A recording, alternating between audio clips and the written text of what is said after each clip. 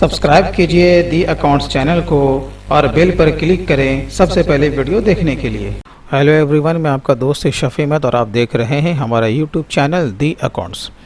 दोस्तों, आज मैं आपको बताऊंगा कि अगर आप छोटे व्यापारी हैं या आप रिटेलर हैं या फिर आपका सिर्फ और सिर्फ लोकल में कैश सेल्स ही होता है, तो आप ख़ुद से अपना GSTR 3B और GSTR 1 आप आसानी से फ़ाइल कर सकते हैं। ये बिल्कुल ही मैं आज आपको लाइव डेमो मैं दोनों रिटर्न में करके मैं आपको दिखाने वाला हूँ। पहले मैं आपको GSTR 3B दिखाऊंगा, फिर उसके बाद मैं GSTR 1 में आपको दिखाऊंगा कि किस तरीके से आप खुद से रिटर्न फाइल कर सकते हैं। तो दोस्तों, आप वीडियो में बने रहें। तो चलिए आज का टॉपिक हम लोग शुरू करते हैं।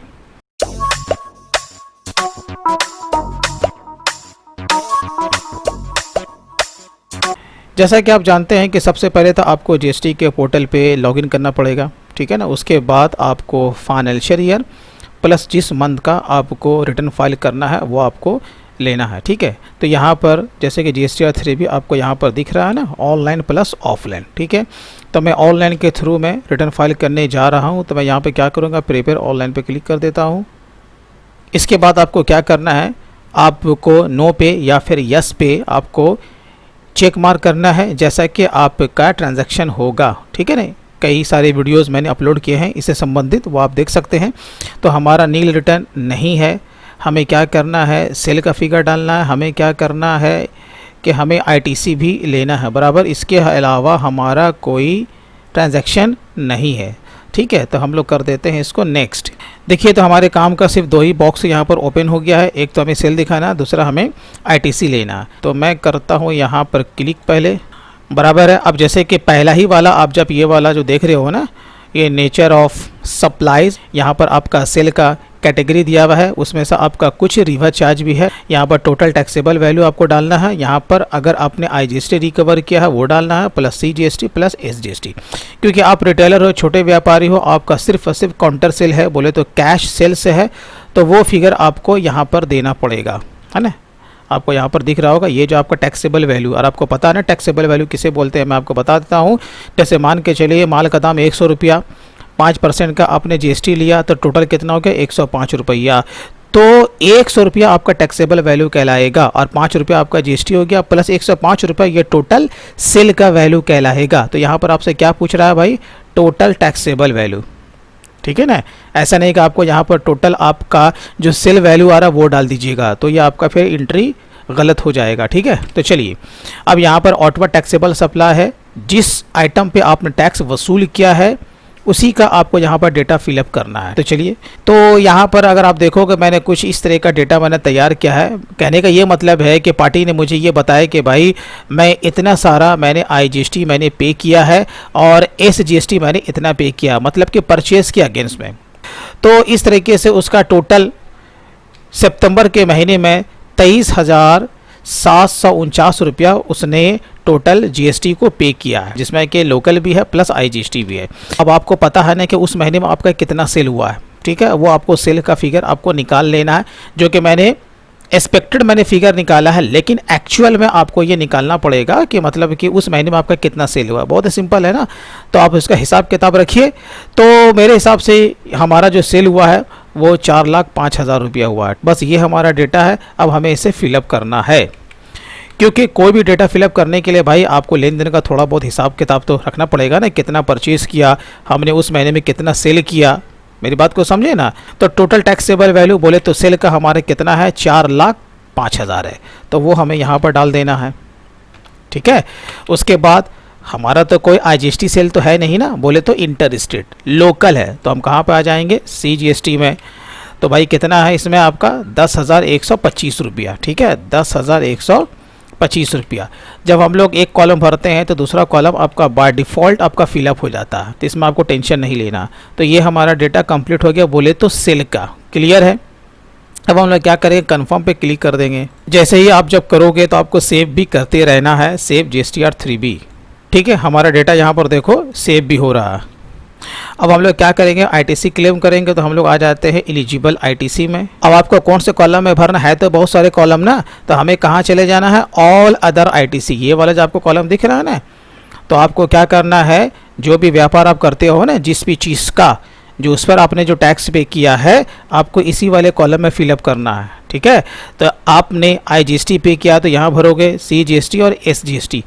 तो हमारे जो क्लाइंट हमें बताया कि भाई ये उसका IGST टोटल उसने पे किया है, कितना पे किया है, 21,245 रुपया।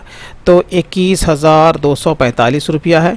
और उसके बाद जो लोकल में उसने दिया है 1252, तो 1252, ठीक है।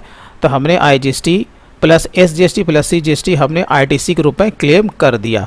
अब हमारा कोई दूसरा कुछ है नहीं। अगर आपको फुल्ली जानकारी लेना है कि भाई कौन से कॉलम में कौन सा ITC हमें लेना है, तो हमारा GST R3B का फुल आप डेमो आप देख सकते हैं, ठीक है। तो आपका पूरा नॉलेज हो जाएगा। चलिए अब मैं करता हूँ कन्फर्म। अब हमें क्या करना है, सिंपल वे में ये जो प्रोसीड टू पेमेंट है ना, इस पर क्लिक कर देना है। जब नीचे आओगे ना, ये हम पर लायबिलिटी बन रही थी और ये हमने ITC क्लेम जो किया है, तो बाय डिफ़ॉल्ट यहाँ पर ये ऑफसेट हो चुका है क्योंकि हमारे पास ITC उतना अवेलेबल था, बराबर है। अब किसी भी किस्म का हमारा कोई लायबिलिटी नहीं बन रहा है, इसका माने हमारा कुछ पेबल नहीं बन रहा है। अब सिंपल वे में मेक पेमेंट या पोस्ट क्रेडिट टू लेजर आपको इस पर क्लिक कर देना है। वार्निंग आएगा, आपको क्या करना है भाई, ऑफसेट करना है ना, हाँ करना है, तो यस, ऑफसेट सक्सेसफुली हो गया। जब आपका ऑफसेट जब हो जाएगा सक्सेसफुली, तो हमें क्या करना है, प्रोसीड टू फाइल पे क्लिक कर देना है। यहाँ पर से चेक मार्क कीजिए, यहाँ पर अपना नाम लीजिए, ठीक है। अब रिटर्न फाइल को आपको क्या करना है, कंप्लीट करना है। तो यहाँ पे दो चीज़ है, एक है आपका EVC और एक है आपका DSC। अगर आप रिटेलर हैं तो फिर आपके मोबाइल नंबर पर प्लस रजिस्टर्ड ईमेल पे आपको OTP आएगा, ठीक है ना। लेकिन इसके अलावा यानी कि अगर आपकी कोई कंपनी या प्राइवेट लिमिटेड LLP पार्टनरशिप, तो उसके लिए क्या है कि DSC बोले तो डिजिटल सिग्नेचर उसके लिए मैंडेटरी है। तो हमारा क्या होगा, EVC। चलिए क्लिक करते हैं। बस अब आपको क्या करना है, वेरीफाई करने के लिए आपको अपने ईमेल प्लस मोबाइल पे जो OTP आया है ना, वो आपको मेंशन कर देना है, ठीक है। अब क्या करेंगे, वेरीफाई। चलिए ये भी हमारा काम हो गया, ओके। ये तो बात रही GST R3B की, ठीक है। अब जैसे कि आप लोग जानते हो ना कि आपको क्वार्टरली वे में GST R1 का भी रिटर्न फाइल करना होता है, बराबर है ना। अगर आपने वो ऑप्शन चुना है तब, नहीं तो आप मंथली वे में भी आप GST R1 का रिटर्न फाइल कर सकते हो, ठीक है। अब जैसे कि मुझे GST R1 का रिटर्न फाइल करना है तो वो मैं कैसे करूँगा, ठीक है। तो चलिए अब हम लोग आ जाते हैं अगेन डैशबोर्ड में, फाइल रिटर्न्स में, फाइनेंशियल ईयर। उसके बाद जैसे कि अगर हमारा क्वार्टरली होता तो हम भी क्या पकड़ते, सितंबर ही लेते, क्योंकि आपने जून का जो पहला क्वार्टर आपने फाइल किया होगा तो आपने यहाँ पर जून लिया होगा पहला क्वार्टर फाइल करने के लिए। उसके बाद जुलाई, अगस्त, सितंबर, मेरी बात को समझे ना। लेकिन क्या है कि हमारा ये मंथली है, ठीक है ना। तो मंथली मोड में है तो मुझे इसका मंथली मोड में रिटर्न फाइल करना है। लेकिन अगर आपका क्वार्टरली भी रहता तो भी हम क्या करते हैं, जुलाई, अगस्त, सितंबर आखिरी का महीना पकड़ते हैं, मेरी बात को समझे ना। तो सितंबर का देखिए हम लोग रिटर्न फाइल करने जा रहे, बोले तो GST R1 है ना। अब हम लोग क्या करेंगे, प्रिपेयर ऑनलाइन पे क्लिक कर देंगे। अब इतने सारे बॉक्स यहाँ पर ओपन हो गए हैं। तो भाई हम तो रिटेलर है ना, बोले तो हमारा सिर्फ कैश सेल्स है, वो भी लोकल में, काउंटर सेल है। अब इन सारे टेबल में हमें फंसने की ज़रूरत नहीं है। हमारे लिए भाई कौन सा टेबल दिया गया मैं आपको बता देता हूँ। आपको नीचे चले आना, ये 7 नंबर देख रहे हो ना, B2C बोले तो बिजनेस टू कंज्यूमर अदर्स, आपको इस वाले बॉक्स में आना है, ठीक है। अब चलिए हम लोग क्या करेंगे, इसके अंदर जाएंगे। अब यहाँ पर आपको क्या करना है, ऐड डिटेल्स पे क्लिक कर देना है, ठीक है। अब यहाँ पर पॉइंट ऑफ सेल देख रहे हो ना, अब आपको इस पर क्लिक करो। कहाँ के लिए, जैसे कि हमारा बिहार है भाई, ठीक है। टैक्सेबल वैल्यू कितना है, बहुत ही सिंपल है ना।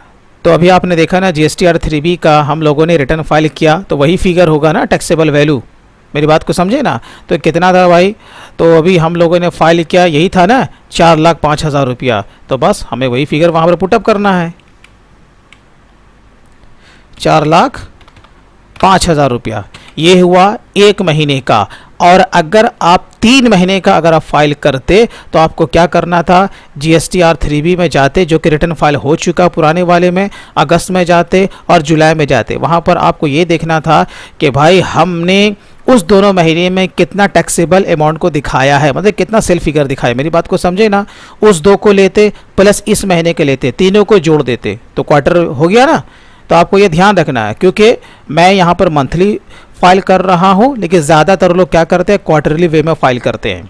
ठीक है ना। तो आपको तीनों महीनों का आपको जोड़ करके GSTR1 में दिखाना है, ठीक है। चलिए, तो ये तो हमारा हो गया। अब देखिए यहाँ पर लिख के भी आ रहा है इंट्रा स्टेट, ठीक है।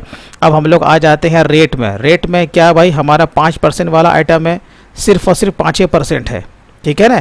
तो हम सिर्फ यही लेंगे। अब यहाँ पर देखिए, यहाँ पर उसने टैक्स भी अपने इसे कैलकुलेट कर लिया है। मेरी बात क्लियर है कि नहीं। अब यहाँ में आपके दिमाग में एक क्वेश्चन भी हो सकता है कि भाई अगर हमारा रेट अगर अलग अलग होता तो फिर क्या होता, है ना। इसी में अगर कुछ आपका 5% वाला होता, कुछ आपका 12% वाला होता, तो आपको कुछ नहीं करना है, आपको इसी में से जितना 5% वाला टैक्सेबल वैल्यू होता आप उसे अलग कर लेते, जो बचता वो आपका 12% वाला हो जाता। मेरी बात को समझे ना। तो बस आपको क्या करना था, यहाँ पे आपको वो वाला आप फिगर डालते, चाहे वो 12 का हो या 5 का हो, ठीक है ना। अभी जैसे मैंने 5 का कर रहा हूँ, तो इसे हम लोग क्या करेंगे, सेव। अभी मैं आपको बताता हूँ अगेन आपको क्या करना था।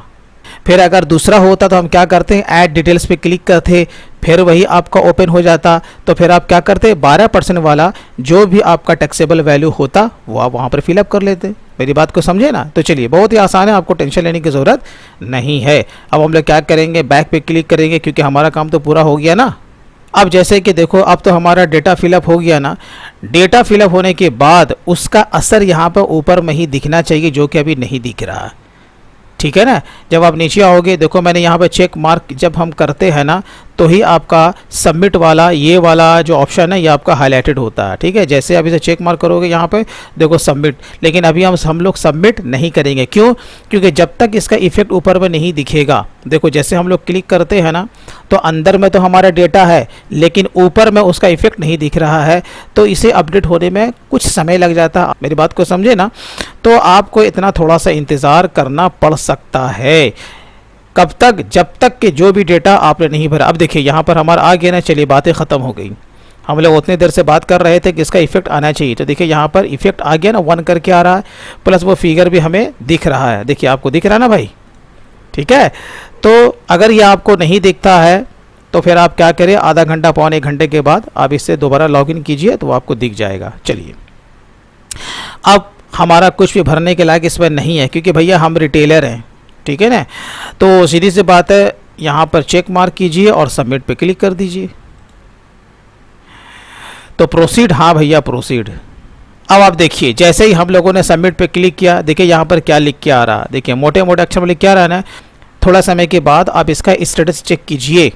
मेरी बात को समझे ना। तो थोड़ा सा समय इसमें भी लग जाता है सबमिट करने के बाद भी, ठीक है। तो जैसे ही आपका सबमिट हो गया, ओके, जब आप बाद में जब लॉगिन करोगे तो ये फाइल जो रिटर्न का ये वाला जो ऑप्शन है ना, ये आपका हाईलाइटेड हो जाएगा। समझ गए ना। अभी जैसे देखो हमारा देखो हाईलाइटेड अभी नहीं है। आपको क्या करना है, जैसे हाईलाइटेड होगा, जब दोबारा लॉगिन करोगे कुछ समय के बाद इस पर आना है, क्लिक करना है। फिर वही चीज़ जैसे कि हम लोगों ने GSTR3B में किया था, आपको EVC लेना है, फिर आपके मोबाइल प्लस ईमेल आईडी पे OTP जाएगा, वो आपको फिलअप कर देना है, तो GSTR1 का भी रिटर्न फाइल हो जाएगा। मेरी बात को समझ गए। तो बहुत ही सिंपल है। तो दोस्तों, मैं उम्मीद करता हूँ कि इस वीडियो में आपने GSTR3B प्लस GSTR1 का रिटर्न फाइल करना सीख लिया होगा। अगरचे कि आप का काउंटर सेल होता है या कैश सेल से होता है या फिर आपका लोकल सेल से होता है। तो दोस्तों, अगर वीडियो अच्छा लगा हो तो कम से कम आप इसे लाइक अब ज़रूर करें, और इसी तरीके से accounts, taxation, Tally, Word, Excel, PowerPoint और भी बहुत सारी चीज़ें इस चैनल के माध्यम से सीखना चाहते हैं तो हमारे चैनल को सब्सक्राइब करना ना भूलें। तो दोस्तों, फिर मिलते हैं किसी दिन किसी नए टॉपिक के साथ। तब तक के लिए take care and bye bye.